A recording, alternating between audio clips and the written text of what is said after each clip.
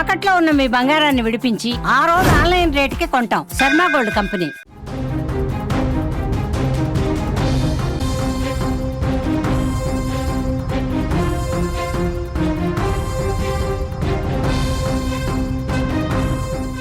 శివుని వాహనమైన కోడే మృత్యుఘోషతో విలవిలలాడుతోంది. వేములవాడలో రాజన్న కోడెల మరణాలు ఆగటం లేదు. భక్తులు సమర్పించిన కోడెలను కంటికి రెప్పలా కాపాడాల్సిన ఆలయ అధికారులు సిబ్బంది నిర్లక్ష్యంతో అకాల మరణం పొందుతున్నాయి. తిప్పాపూర్ గోశాలలో శుక్రవారం 8 కోడెలు మరణించగా వాటిని ఆలయ సిబ్బంది గుట్టుచప్పుడు కాకుండా సమీపంలోని వాగులో పూడ్చిపెట్టారు. దీనికి సంబంధించిన దృశ్యాలు ఇప్పుడు సోషల్ మీడియాలో వైరల్ అవుతున్నాయి. వరుస కోడెల మరణం భక్తులను తీవ్ర ఆవేదనకు గురిచేస్తోంది. ఆలయ సిబ్బంది నిర్లక్ష్యమే ఈ పరిస్థితికి కారణంగా కనిపిస్తోంది. వారి పర్యవేక్షణ లోపం కోడెలకు శాపంగా మారుతోంది. గోశాలలో పరిమితికి మించి కోడెలు ఉండటంతో తీవ్ర అనారోగ్యానికి గురై ప్రాణాలు కోల్పోతున్నాయి. కోడె మొక్కులతో ఏటా కోట్లాది రూపాయల ఆదాయం ఆలయానికి వస్తున్నా కోడెల పోషణ ఆరోగ్య విషయంలో మాత్రం అధికారులు నిమ్మకు నీరెత్తినట్లు వ్యవహరిస్తున్నారు. పదుల సంఖ్యలో కోడెలు మృతి చెందుతున్నాయి. ఇప్పటికైనా కోడెల సంరక్షణకు పక్కడ్బందీ చర్యలు చేపట్టాలని రాజన్న భక్తులతో పాటు పట్టణ ప్రజలు కోరుతున్నారు. ప్రస్తుతానికి మీరు స్క్రీన్లో చూస్తున్నారు రాజన్న కోడల్ని కాలువలో సీక్రెట్గా పూడ్చిపెడుతున్న వీడియోని. రాజన్న కోడలు అంటే శివుడి నంది వాహనంతో సమానం.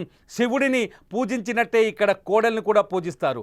భక్తులు, ముఖ్యంగా రైతులు, ఈ ప్రాంతంలో ఉండే రైతులు తాము కోరుకున్న కోరికలు మొక్కులు తీరిన తర్వాత కోడల్ని తీసుకొచ్చి ఎంతో పవిత్రంగా రాజన్నకి సమర్పిస్తారు. కోడల్ని కట్టేసి వెళ్తారు. అటువంటి కోడల్ని జాగ్రత్తగా చూసుకోవాల్సిన బాధ్యత ఆలయ సిబ్బంది పైన ఉంది. గతంలో కూడా రాజన్న వేములవాడలో కోడెల సంరక్షణ పైన సుమన్ టీవీ కథనాలు ప్రసారం చేసింది. సుమన్ టీవీ ఈ కోడెల మృత్యుఘోష కానీ కోడెల దుస్థితుల్ని కానీ బయటకు తెచ్చింది. ఎప్పుడైతే సుమన్ టీవీ బయటకు ఈ విషయాన్ని తీసుకొచ్చిందో అప్పుడే ఏకంగా ముఖ్యమంత్రి కార్యాలయం స్పందించింది. కోడెల సంరక్షణ పైన ప్రత్యేక కమిటీని కూడా నియమించింది. అయితే కొంతకాలం అధికారులు కానీ ఆలయ సిబ్బంది కానీ కోడల్ని జాగ్రత్తగా చూసుకున్నారు. కానీ ఆ తర్వాత మళ్ళీ అదే నిర్లక్ష్యానికి పాల్పడుతున్నారు. ప్రస్తుతం వేములవాడ నుంచి మా ప్రతినిధి మోహన్ మనకు ఫోన్ లైన్లో అందుబాటులో ఉన్నాడు. అసలు ఏం జరిగింది, ఎందుకు 8 కోడలు చనిపోయాయి, వాటిని కాలువలో ఎందుకు పూడ్చిపెట్టారు? మోహన్, అసలు ఏం జరుగుతుంది వేములవాడలో? ముఖ్యంగా చెప్పాలంటే వేములవాడ రాజరాజేశ్వర స్వామికి అనుబంధ సంస్థ అయిన ఈ తిప్పాపూర్ గోశాలలో గత నైట్ ఒక 7-8 కోడెలు చనిపోవడం జరిగింది. అంటే పరిమితికి మించి ఇక్కడ దాదాపు ఈ గోశాలలో 500 కోడల కంటే ఎక్కువగా ఉండడం వల్ల పరిమితికి మించి దాదాపు 1200-1300 కోడలు ఇప్పుడు ఉండడం వల్ల దానికి తగ్గట్టు సిబ్బంది కూడా ఇక్కడ లేకపోవడం వల్ల దాని పర్యవేక్షణ లోపం వల్ల మళ్ళీ దానికి తగ్గట్టుగా ఈ వాతావరణం కూడాను ఇప్పుడు గత 2-3 రోజుల వస్తుంది భారీ వర్షాలతో ఈ గోశాల మొత్తం ఒక బురదతో నిండడం వల్ల వీడికి మళ్ళా మన భక్తులు కూడా కొన్ని కోడలను అంటే చిన్న కోడలు దాదాపు ఇక్కడికి మోహన్ మొత్తం ఇప్పుడు తిప్పాపూర్ గోశాలలో ఎన్ని కోడలు ఉన్నాయి, వాస్తవానికి ఎన్ని ఉండాలి? వాస్తవానికి 500 కోడల వరకు దీనికి ఉండాలి. ఇప్పుడు 1200-1300 కోడల వరకు ఉన్నాయి. దీనికి తగ్గట్టు సిబ్బంది కూడా తక్కువ ఉండడం వల్ల ఇక్కడ పర్యవేక్షణ కొంచెం తక్కువ అయిందని చెప్పవచ్చు మనము. మోహన్, వీటికి కోడలకు ఫుడ్ అంటే గడ్డి కానీ నీళ్లు కానీ ఎక్కడి నుంచి సప్లై చేస్తారు? అక్కడ ఎంతమంది సిబ్బంది పనిచేస్తున్నారు? అంటే భక్తులు కొంచెం ఎండుగడ్డి దాదాపు ప్రతి సంవత్సరము భక్తులు సమర్పించుకుంటారు వెండిగడ్డి. కానీ ఇప్పుడు ఆలయం నుంచి పచ్చిగడ్డి గాని మాత గాని దీనికి దాన గాని ఆలయం వారే దీనికి సంబంధించి పర్యవేక్షణ చూడాలి, దానికి సంబంధించి చేయాలి. ఇప్పటి వరకు ఆలయ ఈవో గారు చెప్పిన విధానాన్ని బట్టి ఇక్కడ 30 మంది వరకు సిబ్బంది ఉన్నారు. కానీ ఈ 30 మంది సిబ్బంది కూడా ఇప్పటి వరకు కూడా సరిపోవట్లేదు.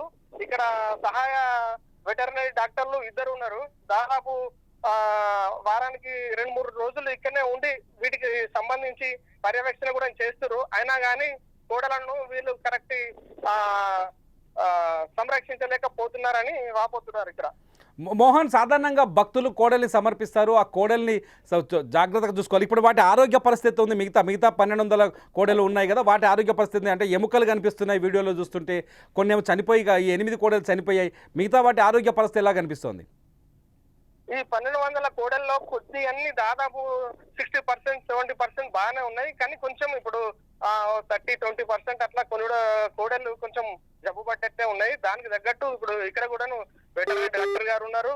ఇంత ముందే కలెక్టర్ గారు వచ్చి పర్యవేక్షణ చేసి వెళ్ళిపోయారు. వాళ్ళకి తగిన సూచనలు ఇచ్చారు.